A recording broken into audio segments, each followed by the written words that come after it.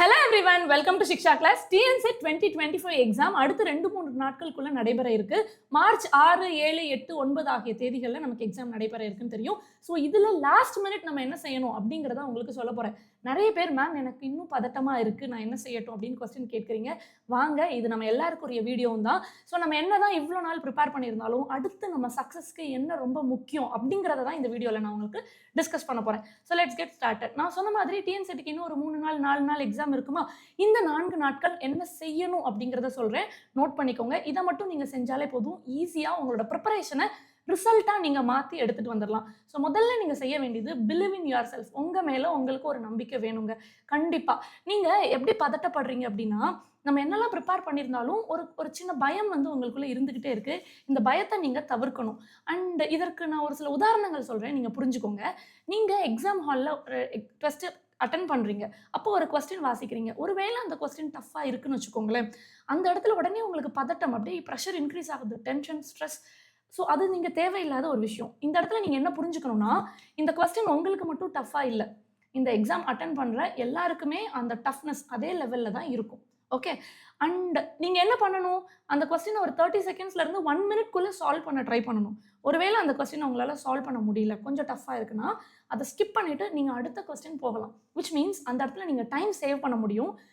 Time save பண்ணி உங்களுக்கு தெரிஞ்ச ஒரு கொஸ்டினை நீங்கள் கரெக்டாக போட முடியும். ஸோ இது ஒரு பெஸ்ட்டான டாக்டிக்ஸ் அப்படின்னு நான் சொல்ல முடியும்.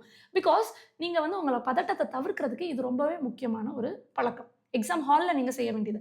அடுத்ததாக நீங்கள் என்ன நினைக்கிறீங்க அப்படின்னா, நமக்கு வந்து இந்த ரிசல்ட் எப்படி எடுத்துகிட்டு வர்றது, எப்படி வந்து நம்ம மார்க்கு ஸ்கோர் பண்ணுறது, அப்படி வந்து ஒரு குழப்பத்தில் இருக்கீங்க. இங்கே நீங்கள் இன்னொரு விஷயம் ரொம்ப தெளிவாக புரிஞ்சுக்கணும்.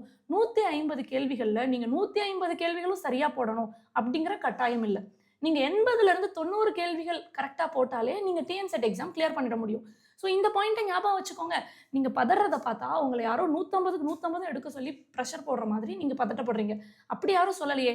எக்ஸாம் கிளியர் பண்ணுறதுக்கு என்ன தேவை, நம்ம ரிசல்ட்டுக்கு என்ன தேவை, அது மட்டும் நீங்கள் ஃபோக்கஸ் பண்ணினா போதும் தானே. அப்போது 80 to 90 கொஸ்டின்ஸ் நீங்கள் கரெக்டாக போட்டால் போதும். நான் சொல்கிறது ஜென்ரல் கேட்டகரிக்கு. வெரஸ் நீங்கள் உங்கள் சப்ஜெக்ட் மாறுபடும் பொழுதும், அதே மாதிரி கேட்டகரி மாறுபடும் பொழுதும், இதில் இருந்து ஒரு 5 இல்லை 6 கேள்விகள் குறைச்சிக்கிட்டு உங்களோட எய்மாக ஃபிக்ஸ் பண்ணிக்கோங்க. ஸோ நீங்கள் அந்த கேள்விகள் சரியாக போட்டாலே போதுமானது. ஒரு கொஸ்டின் ஒரு டஃப்பாக வந்துட்டதுனால, ஒரு கொஸ்டினுக்கு ஆன்சர் வராததுனால நீங்கள் எக்ஸாம் ஹாலில் பதட்டப்பட வேண்டிய அவசியம் இல்லை. இந்த ரிவ்யூ எல்லாமே மாக் டெஸ்ட் எழுதிட்டு ஸ்டூடெண்ட்ஸ் நம்மளோட டிஸ்கஸ் பண்ணினாங்க இல்லையா, அதை பேஸ் பண்ணி தான் இந்த விதமான ப்ரிப்பரேஷன் டிப்ஸ் நான் உங்களுக்கு கொடுக்குறேன். So first thing, believe in your self. உங்களால் ரிசல்ட் எடுக்க முடியும். It is very easy. இவ்வளோ நாளாக நம்ம ட்ராவல் பண்ணி வந்த பாதையில் அடுத்து இன்னும் கொஞ்சம் தூரம் தான் நம்மளோட ரிசல்ட்டுக்கு, சக்ஸஸ்க்கு. So stay tuned. Okay, so அடுத்து ரொம்ப முக்கியமான ஒரு விஷயம் பார்த்தீங்கன்னா, ஃபோக்கஸ் ஆன் ரிவிஷன். புதுசாக எந்த விதமான டாபிக்ஸும் நீங்கள் எடுக்க வேண்டாம், புதுசாக எந்த விதமான டெஸ்ட்டும் நீங்கள் எழுதி பார்க்க வேண்டாம். Just focus on your revision. Okay, இப்போ ரிவிஷன் அப்படிங்கும்போது நீங்கள் என்ன நினச்சிக்கிறீங்கன்னா, உங்கள் கூட படிக்கிறவங்க அவங்க வேறு ஒரு புத்தகத்தை வச்சு ரிவைஸ் பண்ணிட்டு இருக்காங்க அப்படின்னா, நீங்கள் உடனே அந்த புத்தகத்தில் போய் ரிவிஷன் ஆரம்பிக்கக்கூடாது. That is very wrong. நீங்கள் இதற்கு முன்னாடி என்ன படிச்சீங்களோ அதை தான் நீங்கள் எடுத்து ரிவைஸ் பண்ணணும். அதாவது நீங்கள் படிக்கும் பொழுது ஒரு புத்தகத்தை, ஒரு நோட்ஸை பயன்படுத்தி படிச்சிருப்பீங்க இல்லையா, அதில் உங்கள் கைப்பட எழுதி பார்த்துருப்பீங்க, உங்களோட ஹேண்ட் நோட்ஸ் இருக்கும். அதெல்லாம் எடுக்கும் பொழுது நீங்கள் படித்ததெல்லாம் உங்களுக்கு ஞாபகம் வரும். Okay, so that is said to be revision. Revision is not reading new things. புது விஷயத்தை வாசிக்கிறதுக்கு பேர் ரிவிஷன் கிடையாது. ஓகே, ஸோ உங்களோட ஃப்ரெண்ட்ஸ் ஒரு விஷயம் வாசிக்கிறாங்க, கொலீக்ஸ் ஒரு விஷயம் வாசிக்கிறாங்க, நம்ம அதை மிஸ் பண்ணிட்டோமே, அதையும் நம்ம சேர்த்து வாசிச்சுப்போம் அப்படின்னு சொல்லி don't add something new to your preparation. உங்களோட ப்ரிப்பரேஷனில் புதுசாக எதையும் சேர்த்துக்காமல் இருங்க. ஏன்னா இப்போ நீங்கள் படித்ததெல்லாம் உங்கள் பிரெயினில் லேயர் பை லேயராக ஸ்டோர் ஆகிருக்கும். ஓகே, இப்போ நீங்கள் இன்னும் புதுசாக நிறையா போட்டிங்கன்னா எக்ஸாம் ஹாலில் போய் உட்காந்துட்டு அதை ரீகலெக்ட் பண்ணுறதுக்கு பிரெயின் ரொம்ப சிரமப்படும். உங்களோட ரீகலெக்ஷன், ரீகாலிங்கை இந்த 2-3 நாள்லேருந்தே நீங்கள் தொடங்கிடுறது ரொம்ப அவசியம். ஏன்னா இப்போலேருந்தே நீங்கள் பிரெயினில் எதை எங்கே வச்சுருக்கீங்கன்னு கொஞ்சம் கனெக்ட் பண்ணி பார்க்க ஆரம்பிச்சிட்டிங்க அப்படின்னா உங்களுக்கு எக்ஸாம் ஹால்லையும் அதே மாதிரி ரீகால் ஈஸியாக ஞாபகம் வந்துடும். ஸோ இந்த ஈஸியாக கனெக்ட் பண்ணுறதுக்கும் ரீகால் பண்ணுறதுக்கும் ரிவிஷன் ரொம்ப பெரிய டெக்னிக். ஸோ இந்த ரிவிஷன் பண்ணும் பொழுது ஏற்கனவே நீங்கள் எடுத்த ஹேண்ட் நோட்ஸ், எந்த புத்தகங்கள் வாசிச்சிங்க, அந்த புத்தகங்களில் எந்த பக்கங்களில் எந்த வார்த்தைகளை கோடிட்டு படிச்சிங்களோ அந்த விஷயங்களை மட்டும் ரிவைஸ் பண்ணுங்கள். So no new test, no new topics. ஒருவேளை உங்களுக்கு டெஸ்ட் ரிவைஸ் பண்ணணும்னா கூட நம்ம சிக்ஷா கிளாஸ் ஆப்பில் டெஸ்ட் எழுதி பார்த்து உங்களுக்கு ஸ்கோர் கார்டு வந்திருக்கும் இல்லையா, என்னென்ன கொஸ்டின்ஸ்க்கு என்னென்ன ஆன்சர்ஸ் நீங்கள் எப்படி பண்ணியிருக்கீங்கன்னு. ஸோ அந்த எழுதி பார்த்த டெஸ்ட்டையே திரும்பவும் நீங்கள் ரிவைஸ் பண்ணுங்கள். நமக்கு வந்து அன்லிமிட்டட் அட்டெம்ப்ட் இருக்குது. ஸோ திரும்பவும் கூட எழுதி பார்த்து அதே டெஸ்ட்டை எழுதுங்க. கண்டிப்பாக உங்களோட ஸ்கோரில் இம்ப்ரூவ்மெண்ட் கிடைக்கும். அது உங்களோட கான்ஃபிடன்ஸையும் நல்லாவே பில்ட் பண்ணும். ஸோ ரிவிஷன் வந்து ரொம்ப முக்கியம். ஸோ அடுத்த பாயிண்ட் நான் சொல்கிறேன், பேப்பர் 1ஓட ப்ராக்டிஸ். பேப்பர் ஒன் தாங்க நீங்கள் உங்களை வந்து உங்களோட ப்ரிப்பரேஷன்லேருந்து ரிசல்ட்டாக மாற்றி எடுத்துகிட்டு வரதே பேப்பர் ஒன் தான். ஸோ பேப்பர் ஒன் வந்து ரொம்ப ரொம்ப இம்பார்ட்டண்ட்டான ஒரு விஷயம். சரி, இந்த பேப்பர் ஒன்ல இந்த அடுத்த ஒரு 2-3 டேஸில் நான் என்னெல்லாம் ரிவைஸ் பண்ணட்டும் மேம் அப்படின்னு கேட்டிங்கன்னா, கண்டிப்பாக நான் சொல்கிறேன், நோட் பண்ணிக்கோங்க. இந்த விதமான பர்சன்டேஜ்க்குரிய ஷார்ட்கட் நீங்கள் ரிவைஸ் பண்ணி ஆகணும். ஸோ பர்சன்டேஜோட ஷார்ட்கட் ரிவைஸ் பண்ணுறதுனால ப்ராஃபிட் அண்ட் லாஸ் கொஸ்டின் கேட்டாலும் சரி, டைம் அண்ட் ஒர்க் கேட்டாலோ, இல்லை சிம்பிள் இன்ட்ரெஸ்ட் காம்பவுண்ட் இன்ட்ரெஸ்ட் கேட்டாலோ, மேத்தமெட்டிக்கல் ரீசனிங்கில் இந்த மாதிரி எந்த டாபிக் கேட்டாலும் உங்களால் இந்த ஷார்ட்கட் யூஸ் பண்ணி ஆன்சர் பண்ண முடியும். ஸோ எக்ஸாம் ஹால் போகிறதுக்கு முன்னாடி இந்த மாதிரியான சார்ட் கொஞ்சம் நீங்கள் அப்படியே கிளான்ஸ் பார்த்துட்டு போகலாம். ஏன்னா எக்ஸாம் ஹால் போகிறதுக்கு முன்னாடி நமக்கு ரொம்ப பதட்டமாக இருக்கும், ஏதாவது ஒன்று பார்க்கணும் அப்படின்னு நமக்கு தோணும். ஸோ அப்போ இந்த மாதிரியான விஷயங்கள்லாம் நீங்கள் ரிவைஸ் பண்ணலாம். அது மட்டும் இல்லாமல் இது டேட்டா இன்டர்பிரேட்டேஷனில் ஸ்கோர் பண்ணுறதுக்கும், ஈஸியாக உங்களோட ஆப்ஷன்ஸை எலிமினேட் பண்ணிவிட்டு கரெக்ட் ஆப்ஷனை சூஸ் பண்ணுறதுக்கும் இந்த சார்ட் வந்து ரொம்பவே ஹெல்ப்ஃபுல்லாக இருக்கும். அடுத்ததாக எஸ்டிஜி எம்டிஜி கோல்ஸ் அல்ல என்ஏபிசிசி, அதுக்கு கீழே இருக்க 8 கோல்ஸ் என்னென்ன அப்படிங்கிறத இந்த மாதிரி ஒரு இமேஜான விஷயங்களை நீங்கள் பார்த்துட்டு போகலாம். 4th கோல் வந்து எஜுகேஷனை பற்றி பேசுகிறாங்க, 2nd கோல் வந்து 0 ஹங்கர் பற்றி பேசுகிறாங்க, 17th கோல் வந்து பார்ட்னர்ஷிப் பற்றி பேசுகிறாங்க. லைக் 1 or 2 திங்ஸ் ஞாபகம் வச்சுக்கோங்க, 17 இல்லை. அந்த நம்ம மேட்ச் த ஃபாலோயிங்கில் எலிமினேஷனுக்கு இது ஹெல்ப் பண்ணும் இல்லையா? ஓகே. ஸோ அதே மாதிரி ரிசர்ச் பொறுத்த வரைக்கும் பேப்பர் 1லையும் ரிசர்ச்லேருந்து 5 கேள்வி இருக்குது, பேப்பர் 2லையும் ரிசர்ச்லேருந்து 10 கேள்வி இருக்குது. அப்போ 15 கேள்விகளுக்கு உங்களுக்கு ரிசர்ச்னா ரிசர்ச் மட்டும் இல்லை, ஸ்டாட்டிஸ்டிக்கல் மெத்தட்ஸுமே நிறைய கேட்குறாங்க. அப்போது ஹைப்போதசிஸ் டெஸ்டிங் எப்படி பண்ணணும், நல் ஹைப்போதசிஸ்னா என்ன, ஆல்டர்னேட் ஹைப்போதசிஸ்னா என்ன, அது மட்டும் இல்லாமல் இந்த ஹைப்போதசிஸில் பி வேல்யூ அதை எப்படி நம்ம இன்டர்பிரட் பண்ணுறோம், ஸோ பி வேல்யூவை நம்ம புரிஞ்சுக்கிறது மூலமாக ஹைப்போதசிஸ் நல் ஹைப்போதசிஸை ரிஜெக்ட் பண்ணுறோமா இல்லை ஃபெயில் டு ரிஜெக்ட் பண்ணுறோமா, ஸோ இந்த மாதிரி டீட்டெயில்ஸ்லாம் இந்த டேபிள் காலமில் நான் தெளிவாக கொடுத்துருக்கேன். You can just go through it. இதெல்லாம் புரிஞ்சுக்கிறதுனால ஈஸியாக உங்களால் ஒரு ரிசர்ச்சில் 7 கொஸ்டின்ஸ் கிட்ட ஆன்சர் பண்ண முடியும். கூடவே எதெல்லாம் பேராமெட்ரிக் டெஸ்ட், எதெல்லாம் நான் பேராமெட்ரிக் டெஸ்ட்னு பார்த்துக்கோங்க. அது மட்டும் இல்லாமல் ஒரு டெஸ்ட்டோட பயன்பாடு என்ன, எதற்காக இந்த டெஸ்ட்டை நம்ம யூஸ் பண்ணுறோம் அப்படிங்கிற கீ பாயிண்ட்ஸையும் ரிவைஸ் பண்ணிக்கோங்க. ஸோ பேப்பர் 1ல இந்த மாதிரி ரிவைஸ் பண்ணுறதுனால நீங்கள் data interpretation, mathematical reasoning, research, reading comprehensions எல்லாம் டு தி ஃபுல் மார்க் நீங்கள் எடுத்துட முடியும். இதுலேயே ஈஸியாக 25+ உங்களால் ஸ்கோர் பண்ண முடியும். பேப்பர் 1ல மறந்துடாதீங்க, 30+ நீங்கள் எய்ம் பண்ணுங்கள், அல்லது 35 கொஸ்டின்ஸ்க்கு மேலே ஆன்சர் பண்ணணும்னு எய்ம் பண்ணுங்கள். ஸோ இது ரொம்ப முக்கியம். நீங்கள் 30 கொஸ்டின்ஸை பேப்பர் 1ல கிராஸ் பண்ணால் தான் ரிசல்ட் வந்து உங்களுக்கு பக்கத்தில் இருக்கும். சரிங்களா? நீங்கள் ஈஸியாக ரிசல்ட் எடுத்துக்க முடியும். அடுத்ததாக இது ரொம்ப முக்கியம். என்னதான் இந்த ப்ரிப்பரேஷன் ஸ்ட்ராட்டஜியில் நம்ம ரெகுலர் கிளாஸஸில் நிறைய ஸ்டூடெண்ட்ஸோட பேசுகிறோம், லேர்ன் பண்ணுறோம், படிக்கிறோம், டிஸ்கஸ் பண்ணுறோம். அதே மாதிரி யூடியூப் லைவ்லேயுமே நான் நிறைய ஸ்டூடெண்ட்ஸோட கனெக்ட் ஆகிறேன். பட் உங்களையும் என்னையும் தாண்டி நம்மளோட ப்ரிப்பரேஷனில் நமக்கு பெரிய உறுதுணையாக இருக்கிறது இந்த ப்ரீவியஸ் இயர் கொஸ்டினும் மார்க் டெஸ்ட்டும் தான். இவங்க தான் நம்ம கண்ணுக்கே தெரியாமல் நமக்கு உதவி செய்கிற ஒரு தேர்ட் பார்ட்டி அப்படின்னு சொல்லலாம். இந்த கண்டென்ட் இருக்கிறதுனால தான் நம்மளோட டீச்சிங் லேர்னிங் இந்த ரிலேஷன்ஷிப், இந்த ப்ராசஸ் ரொம்ப சக்ஸஸ்ஃபுல்லாக போகுது. ஸோ இவங்களை எப்போவுமே நீங்கள் வந்து ஒரு உறுதுணையாக வச்சுக்கணும். ஸோ என்ன பண்ணுறது, இந்த ப்ரீவியஸ் இயர் கொஸ்டின்ஸ் நிறைய நீங்கள் இது வரைக்கும் டிஸ்கஸ் பண்ணியிருப்பீங்க, படிச்சிருப்பீங்க. அதே மாதிரி மார்க் டெஸ்ட்டும் நிறையா வந்து நீங்கள் எழுதி பார்த்துருப்பீங்க. ஸோ இப்போ இவங்களை எப்படி நம்ம யூஸ் பண்ணுறது அப்படின்னா, திரும்ப நீங்கள் எழுதி பார்த்த மார்க் டெஸ்ட்டையே ஒரு முறை ரிவைஸ் பண்ணுங்கள்.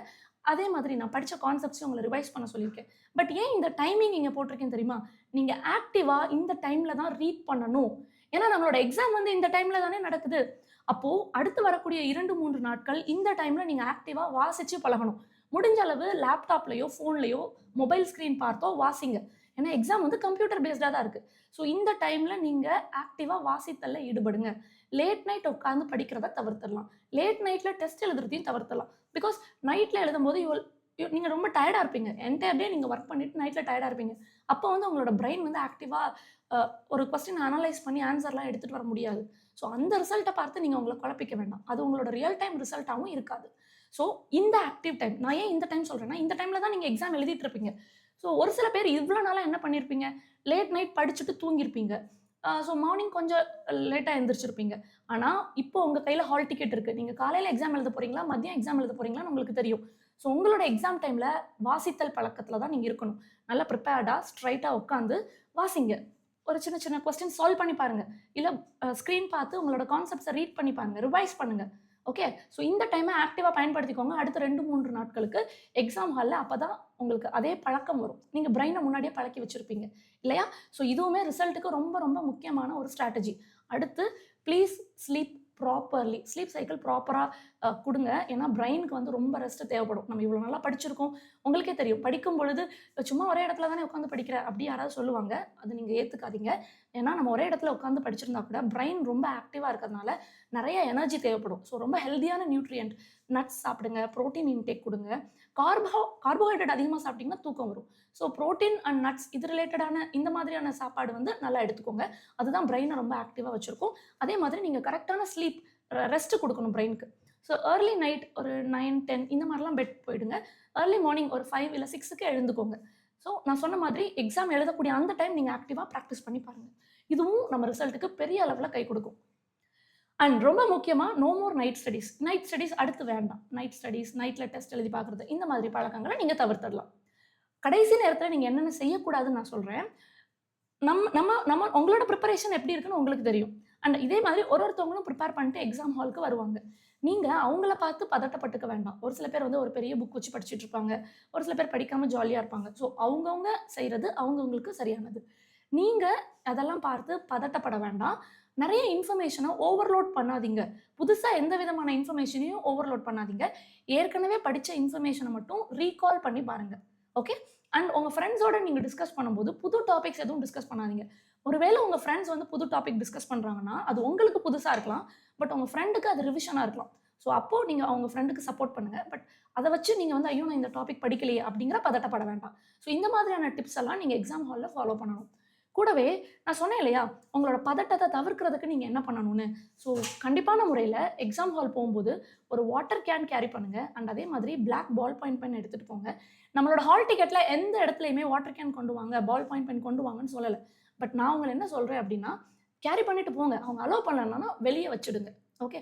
அண்ட் கண்டிப்பான முறையில் டெஸ்ட் எழுதும்போது எக்ஸாம் ஹாலில் நீங்கள் எழுதிட்டு இருக்கும்போது உங்களுக்கு ஒரு வேலை ரொம்ப டென்ஷன் ஆகுது அப்படின்னா, ஒரு மாதிரி ப்ரெஷர் ஆகுது, மேம் ஒரு 1/2 மணி நேரம் நான் தொடர்ந்து சால்வ் பண்ணியிருக்கேன், எனக்கு இப்போ இந்த 1/2 மணி நேரம் கழிச்சு கொஞ்சம் ஐ ஃபீல் த ப்ரெஷர் அப்படின்னா, you can have a sip of water. கொஞ்சம் தண்ணி குடிச்சுக்கோங்க. இப்போ நான் வாட்டர் கேன் எடுத்துகிட்டு போகிறீங்க, எக்ஸாம் ஹாலில் அலோவ் பண்ணல, பதட்டப்பட வேண்டாம். அந்த வாட்டர் கேன் பெண்ணெல்லாம் எக்ஸாம் ஹாலுக்கு வெளியே விட்டுட்டு எக்ஸாம் ஹாலில் போயிடுறீங்க, எக்ஸாம் எழுதுறீங்க. ஒருவேளை உங்களுக்கு அவங்க வாட்டர் கேன் அலோவ் பண்ணலை அப்படின்னா, கண்டிப்பான முறையில் எக்ஸாம் ஹால்லேயே வாட்டர் சப்ளை கொடுப்பாங்க. ஒருத்தவங்க கொண்டு வந்து யாருக்காவது தண்ணி வேணுமான்னு கேட்பாங்க. அப்போ உங்களோட கையை உயர்த்தி தண்ணி வாங்கி குடிச்சுக்கோங்க. It is not a gulp of water. நிறைய தண்ணி குடிக்காதீங்க. அது கொஞ்சம் எக்ஸாம் எழுத முடியாது. ஐ மீன் கொஞ்சம் நமக்கு யூரினேட் பண்ணணும் அப்படின்னா அது அகைன் உங்களோட டைம் மேனேஜ் பண்ண முடியாது. So you can have a sip of water. ஒரு 1/2 டம்ளர் தண்ணி குடிக்கலாம். You can have some sip of water. புரியுதுங்களா? ஸோ நீங்கள் தண்ணி குடிக்கும் பொழுது உங்களோட ப்ரெஷர், ஸ்ட்ரெஸ் லெவல் இதெல்லாம் குறையும். கூடவே நீங்கள் கன்சீவாக இருக்கீங்க, ப்ரெக்னெண்ட்டாக இருக்கீங்க, இல்லை டயபெட்டிக் பேஷண்ட்டாக இருக்கீங்க அப்படின்னா, ஸோ இந்த மாதிரி தருணங்களில் you can carry your water can with you. இன்விஜிலேட்டர்கிட்ட சொல்லுங்கள். இஃப் உங்களை அலோவ் பண்ணினாங்கன்னா you can carry. Okay, nothing to worry. நீங்கள் எதுவும் பெருசாக ஸ்ட்ரெஸ் எடுத்துக்க வேண்டாம். அண்ட் நான் முக்கியமாக சொல்கிறது என்ன அப்படின்னா, இந்த எக்ஸாமில் உங்களோட ப்ரெசன்ஸ் ஆஃப் மைண்ட் ரொம்ப முக்கியம். இவ்வளோ நாளாக நீங்கள் ப்ரிப்பேர் பண்ணுறதை விட அடுத்து உங்களோட எக்ஸாம் ஹாலில் நீங்கள் எப்படி கையாள போகிறீங்க அப்படிங்கிறது தான் உங்களோட ரிசல்ட்டை தீர்மானிக்கும். நான் நல்லா ப்ரிப்பேர் பண்ணினேன், பட் எக்ஸாம் ஹாலில் வந்து ரொம்ப டென்ஷன், ஸ்ட்ரெஸ், சரியாக பெர்ஃபார்ம் பண்ணலை அப்படின்னா ரிசல்ட் வந்து ஒரு கேள்விக்குறி தான். இவ்வளோ நாளாக நீங்கள் ஒரு ஆவரேஜாக ப்ரிப்பேர் பண்ணியிருந்தா கூட போதுமானது. ஆனால் எக்ஸாம் ஹாலில் ரொம்ப ஸ்போர்ட்டிவாக, எனர்ஜெட்டிக்காக, ஒரு பாசிட்டிவ் மைண்ட் செட்டோட நீங்கள் கொஸ்டின் ஆன்சர் பண்ணிங்கன்னா கண்டிப்பாக உங்களால் ரிசல்ட் எடுக்க முடியும். ஸோ நான் சொன்ன மாதிரி you can have some sip of water. ஒரு கொஸ்டினில் உங்களுக்கு ஒரு டென்ஷன் ஏற்படுதுன்னா அந்த டென்ஷனை தயவு செஞ்சு அடுத்த கொஸ்டினுக்கு கேரி அவுட் பண்ணாதீங்க. புது கொஸ்டின் பார்க்கும்போது ஒரு நல்ல டீப் ப்ரீத் பண்ணிவிட்டு ரிலாக்ஸாக அந்த கொஸ்டினை சால்வ் பண்ணுங்கள். ஓகே. அண்ட் அடுத்த டிப் பார்க்கலாமா? நான் சொல்கிற ஒருமே முக்கியமான டிப். இப்போது எக்ஸாம் டேக்கு என்னென்ன நீங்கள் எடுத்துகிட்டு போகணுன்னு சொல்கிறேன். கண்டிப்பான முறையில் நீங்கள் காலையில் எக்ஸாம் எழுதுறீங்கன்னா 8 மணிக்கெல்லாம் எக்ஸாம் ஹால் போயிடுங்க. எக்ஸாம் ஹால் போகும்போது சாப்பாடை ஸ்கிப் பண்ணிட்டு போகாதீங்க. காலையில் 8 மணிக்கு நான் எப்படி சாப்பிட்டுட்டு போக முடியும் இப்படி கேட்காதீங்க. கொஞ்சம் ஒரு மைல்டான சாப்பாடு ஏதாவது எடுத்துக்கோங்க. பிகாஸ் எக்ஸாம் ஹால் சென்டர் எங்கே இருக்குது, அது அவ்வளோ தூரமாக இருக்குது அப்படிங்கிற பட்சத்தில் நீங்கள் என்ன டிரான்ஸ்போர்ட் யூஸ் பண்ணி போக போகிறீங்க அதெல்லாம் நீங்கள் முன்னக்கூடியே பிளான் பண்ணணும். ஸோ இந்த அவசரத்தில் அங்கே போய் சாப்பிட்டுக்கலாம் அப்படின்னு நீங்கள் நினச்சி போக வேண்டாம். சரிங்களா? அது மட்டும் இல்லாமல் மதியம் எக்ஸாமாக இருக்குது அப்படின்னா லஞ்சை ஸ்கிப் பண்ணாதீங்க. கொஞ்சம் லஞ்ச் சாப்பிட்டுட்டு 1 மணி 12:30க்கெல்லாம் எக்ஸாம் ஹால்குள்ளே போயிடுங்க. சென்டர் வென்யூக்கு போயிடுங்க. சரிங்களா? ஸோ இது ரொம்ப முக்கியம். நீங்கள் டைம் மேனேஜ் பண்ணுறதுக்கு இது ரொம்ப முக்கியம். ப்ராப்பராக எக்ஸாம் ஆரம்பிக்கிறதுக்கு 1 மணி நேரத்துக்கு முன்னாடி இருக்கணும். காலையில் நீங்கள் எக்ஸாம் எழுதுறீங்கன்னா 8 மணிக்கெலாம் எக்ஸாம் ஹால் ரீச் பண்ணிவிடுங்க. மதியம் எக்ஸாம் எழுதுறீங்கன்னா 12:30க்கெலாம் எக்ஸாம் ஹால் ரீச் பண்ணிவிடுங்க. And you should also have your breakfast and lunch. பிரேக்ஃபாஸ்ட்டும் லஞ்சும் சாப்பிட்டுட்டு தான் எக்ஸாம் ஹால்குள்ளே போகணும். இது ரொம்ப முக்கியம். சரிங்களா? அடுத்ததா ஹால் டிக்கெட் எடுத்துகிட்டு போங்க. ஹால் டிக்கெட்டை வந்து சிங்கிள் சைடடாக பிரிண்ட் போட்டுக்கோங்க. அவங்க வந்து கலர் பிரிண்ட்லாம் எங்கேயும் மென்ஷன் பண்ணல, சிங்கிள் சைடடாக போட்டுக்கோங்க. அண்ட் ஹால் டிக்கெட்ல 2 இடத்துல வந்து சைன் பண்ணுற மாதிரி இருக்குது. அண்ட் சைன் பண்ணணும் அப்படிங்கிறதையும் அவங்க எந்த இன்ஸ்ட்ரக்ஷன்லையும் அவங்க சொல்லலை. அதனால் நீங்கள் பதட்டப்பட வேண்டாம். தேவைப்பட்டால் நான் சொன்ன மாதிரி டிரான்ஸ்பரண்ட்டாக பிளாக் பால் பாயிண்ட் பென் கொண்டுட்டு போங்க. அது அலோவ் பண்ணலன்னா எக்ஸாம் ஹாலுக்கு வெளியே அந்த லாக்கரில் நீங்கள் வச்சுட்டு போயிடலாம். ஸோ உள்ளே போனதுக்கப்புறம் இன்விஜிலேட்டர் முன்னாடியே அவங்க வந்து வெரிஃபை பண்ணி சைன் பண்ண சொல்லுவாங்க. அப்போ நீங்கள் சைன் பண்ணால் போதுமானது. அண்ட் ஃபோட்டோகிராஃப் வந்து 2 எடுத்துகிட்டு போகணும். ஏன் அப்படின்னா ஒருவேளை ஃபோட்டோஸ் கிளாரிட்டி இல்லை அப்படின்னா ஒரு ஒயிட் பேப்பரில் அவங்க ஃபோட்டோ ஒட்டி உங்கள்கிட்ட சிக்னேச்சர் வாங்கிப்பாங்க. அதனால நீங்கள் எல்லாருமே ஒரு 2 ஃபோட்டோகிராஃப் அடிஷனலாக எடுத்துகிட்டு போகிறது நல்லது. கூடவே ஒரிஜினல் ஐடி ப்ரூஃப் எடுத்துகிட்டு போகணும். அண்ட் இது வந்து ஒரிஜினல் ஐடி ப்ரூஃபாக தான் இருக்கணும். ஓகே, இது ரொம்ப முக்கியம். மற்றபடி வேறு எந்த விதமான எலக்ட்ரானிக் கேட்ஜெட்ஸும் அலவுட் கிடையாது. பெல்ட்டு, ரிங்கு, அந்த மாதிரி ஹெவி ஆர்னமெண்ட்ஸ் எல்லாம் அலவுட் கிடையாது. ஷூ, சாக்ஸ், பூட்ஸ் இதெல்லாம் அலவுட் கிடையாது. ஒரு நார்மல் சாண்டல் இல்லை செப்பல் இதுதான் அலவுட். எலக்ட்ரானிக் வாட்சோ இல்லை நார்மலான வாட்சோ கூட அவங்க அலோவ் பண்ணுறது கிடையாது. அவங்களே ப்ராப்பராக உங்களுக்கு டைம் வந்து இன்ஸ்ட்ரக்ஷன்ஸ் கொடுத்துருவாங்க. நம்ம கம்ப்யூட்டர் ஸ்க்ரீன்லேயுமே ரைட் கார்னரில் இன்ஸ்ட்ரக்ஷன்ஸ் போயிட்டே இருக்கும். சரிங்களா? ஸோ இதெல்லாம் ஃபாலோ பண்ணிக்கோங்க. இதெல்லாம் ரொம்ப முக்கியம். அண்ட் வேறு ஏதாவது டவுட்ஸ் இருந்தாலும் நீங்கள் கமெண்ட் செக்ஷனில் தெரிவிங்க. ஹால் டிக்கெட், ஐடி ப்ரூஃப் இதெல்லாம் வச்சுக்கோங்க. எக்ஸாம் சென்டர் எங்கே அப்படிங்கிறத முன்னக்கூட்டியே தெரிஞ்சுக்கோங்க. எக்ஸாம் சென்டர்னு வரும்பொழுது நிறைய பேர் என்ன தெரியுமா சொல்கிறீங்க, மேம் நான் வந்து சென்னை அப்ளை பண்ணியிருந்தேன், எனக்கு வெள்ளூரில் போட்டிருக்காங்க.